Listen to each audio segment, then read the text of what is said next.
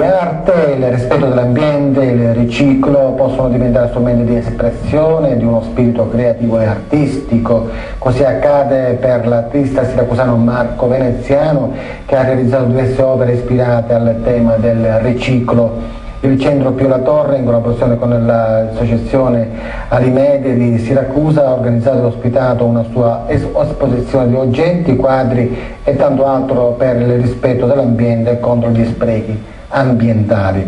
Ne abbiamo parlato con l'autore Marco Veneziano. Il riciclo creativo è, da un'idea che è partita da me.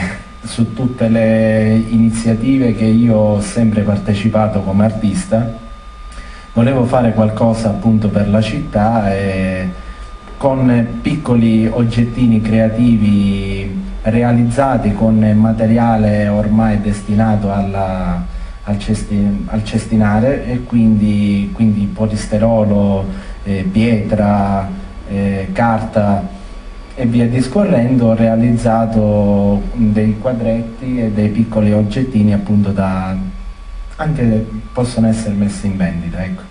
E diciamo che questa iniziativa è partita solamente da me, però in collaborazione con il Centro Pio La Torre mi è data appunto la disponibilità il giorno 22 alle ore 17 di poter allestire questa mostra, che ha avuto un buon riscontro e quindi speriamo di poter unire tutti quanti le nostre idee e di poter continuare a realizzare più che possibile, non solo per la nostra città ma in ogni parte d'Italia. Cioè, a posto di rovinare il nostro ambiente buttando qualsiasi tipo di oggetto per strada, possiamo con le nostre idee anche realizzare qualche cosa per far sorridere anche chi magari è meno fortunato di noi.